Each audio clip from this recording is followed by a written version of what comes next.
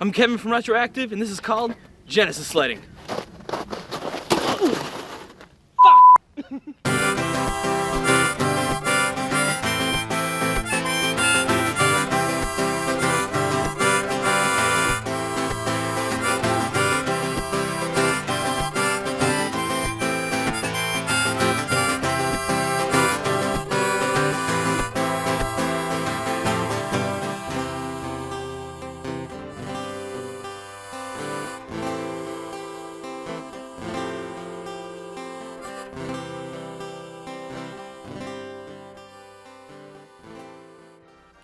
Alright, so the votes were cast and I've tallied them up. Not too surprisingly, one game came out on top, and when I put it on the list, I kinda knew this would happen.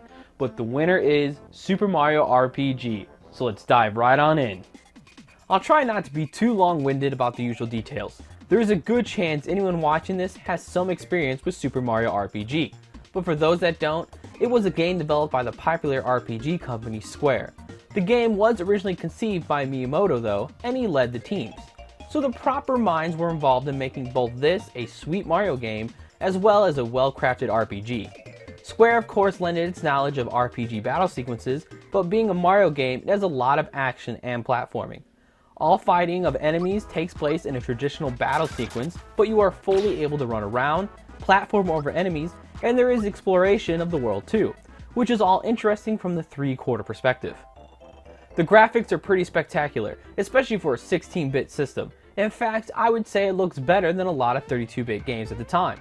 It is good that it could compete with those 32-bit games too, as it came out in 1996, 2 years after the PlayStation. Both it being a Mario game and being such high quality probably kept it from being buried.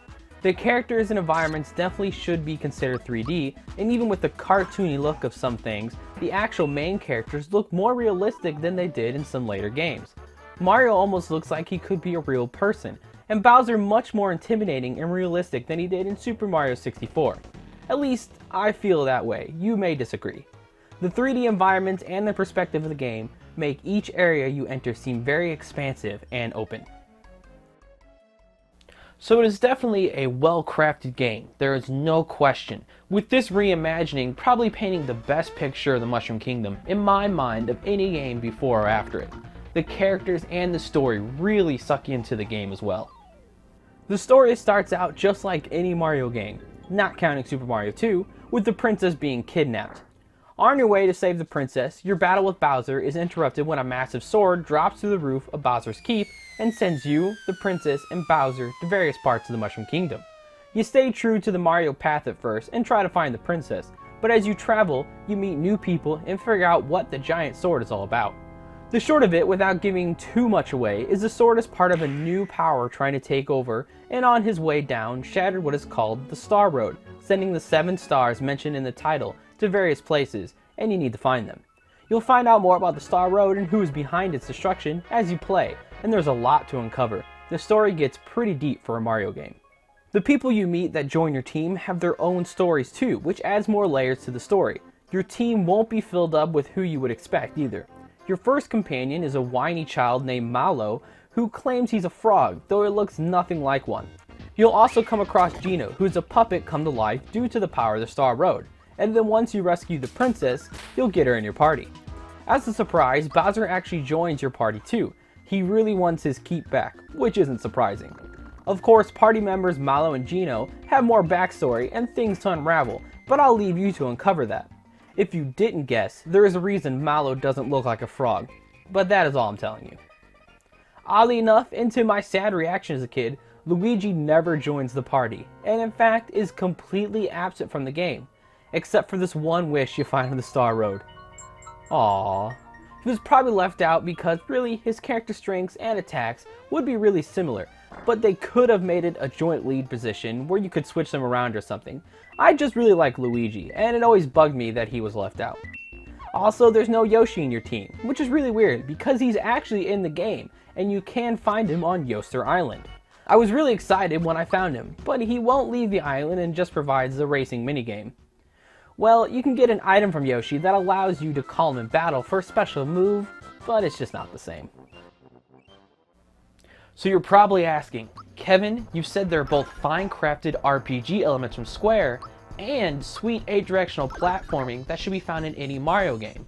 But you haven't really said if they work well together. So do they? Well, the answer is a simple one. Duh. The RPG elements are great, and I'll be honest, I don't play RPG games very often. But with Super Mario RPG, they seem very streamlined and easy to manage. During battles, the attack, defense, and item categories are set to one button on the controller, which isn't a big deal, but not having to scroll around and through menus is clean and enjoyable. On top of that, your character stats are easy to manage, and the weapons and other power-ups you find generally come when they are helpful, and are obvious if they will boost your stats or not. Also, there is a mechanic called timed hits. You see, some people claim that if you press A right before your character attacks, it may boost the attack. You see this in a lot of RPGs, such as Pokemon, but it's never really clear if it works. But here, it does work, and they let you know it's a legit mechanic, and it adds a little more strategy to the game. If you have a fast, well-timed thumb, battles can be easier. Your experience points are shared through the entire party, and not just the ones that were in the battle, which is a big help in leveling. Once you do level up, you get to choose what you want to add the level bonus to: attack, defense, or special attack. This adds a little more strategy to the game, but also allows you to keep your team far more balanced and powerful if you do it right, compared to some RPGs where you always have that one character who has an awesome special attack but lacks in defense and attack to the point that he's worthless. Also, my favorite thing about the RPG side is that I never really felt a lot of need to grind for experience. As you go through the game, there are more than enough enemies during each part of the story, during each stage, and during each road between stages to get you up a few levels. In fact, once you play through the game once or twice, you'll probably find yourself skipping over enemies. I love this, as I hate grinding. I really do. The only thing you may grind for a few times is coins, which also still gives you experience, so it's win-win. This brings me to the platforming. The platforming feels real smooth, and even though it can take some getting used to because of the 3D perspective of the world and characters, Mario moves well, and it feels like a Mario game as you move around, jump up and down, over enemies, and even hit little treasure boxes. As you've noticed, all the enemies in this game are present on the screen. There's no random enemy encounters. This really lends more to the Mario feel, and it helps the platforming shine. Like I said, you don't need to grind for points, and sometimes you may want to skip over enemies because you have enough experience or need to leave the stage before you faint. In other RPGs, you just run around hoping to not randomly encounter an enemy, but not here. There is still a runaway option in battles if you do get caught, but play the game in a Mario enough fashion and you may never fight an enemy when you don't want to. It really helps the game feel less like a standard RPG and more like a Mario game, and it can really take the edge off.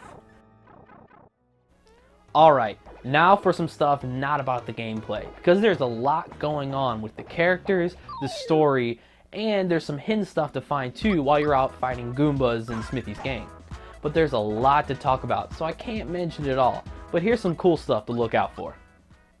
The game is full of little quirks and surprises, some of which I'm sure you already know by now. One of my favorites is how Mario talks. Up to this point, Mario has never had a voice. Well, no one has really had one, but we have seen him at least have text boxes or something. But Mario has been silent, and he remains this way in the game, but with a twist. When Mario goes to explain something to someone, he begins this large one-man play of imitating each character in the plot and running around like a madman. Some of these parts are just classic. Some of the other characters that have really nothing to do with the game, and some that do, are pretty cool too. Just finding and talking to these people is a game all its own, such as the composer Toadofsky, who just hangs out at a swamp trying to compose a new song. Not only is he interesting in his own right, but trying to compose a song for him using little tadpoles and the music staff in the swamp is a fun little game. But there are tons of people in each town and hidden and paths to talk to, and each one is pretty interesting, and their conversation can change after you do more in the game. Such as the little girl who asks you to marry her in the beginning of the game. Come back and talk to her after you have Bowser in your party, and Bowser lets out a laugh and scares her off. But there are other mini-games too, such as the River Ride where you can collect coins, and after you beat the boss in Mole Town, you can go back and ride a minecart for a few coins. Both are really fun things to do, to both try and get more coins or just cool down after a long boss battle.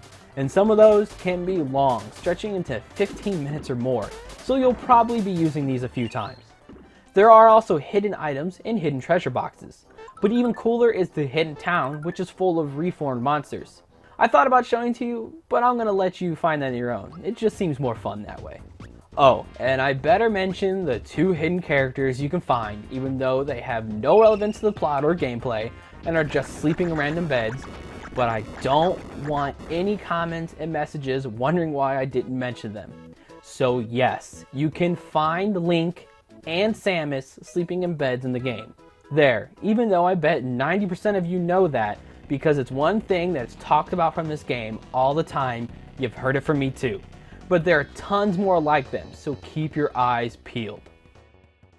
So the game is sweet, no question, and there are tons of things going on. I could probably talk about it for a few hours and not mention every detail. Just talking about the soundtrack alone would take a while. It's really well composed and sounds crystal clear, as I'm sure you've noticed by now. It's just a game that needs to be experienced. It's a great addition to the Mario franchise, and it's a really fun RPG that just about anybody can play, even if you're not a fan of RPGs. And with all of that, you're probably wondering, why was there no direct sequel? Well, Super Mario RPG's success was limited, though it got pretty good reviews all around. This has some to do with the Nintendo 64 coming out the same year, and the game was never released in PAL territories until the Wii Virtual Console. But this game ended Square's deal with Nintendo, and they set out to do other things. So without them, Nintendo didn't have the permission to carry on with most of what made Super Mario RPG the game that it was, including the name. There used to be rumors floating around of bad blood and such about the game, but who knows if any of those were true. There was, for a very short time, Super Mario RPG 2 planned, but it slowly transformed into Paper Mario.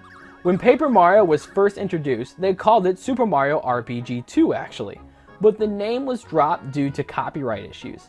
The game has continued on in small ways in the Paper Mario games though, but also in Mario Luigi games, but sadly I don't think we'll ever see a direct sequel. Well, that wraps up the 1-year anniversary video. Thanks so much for watching this video and all my past videos of the last year. Making this show has been a blast, and things are getting better all the time, and it's all because of you. So thanks so much for sticking around and continuing to let me. See you next time.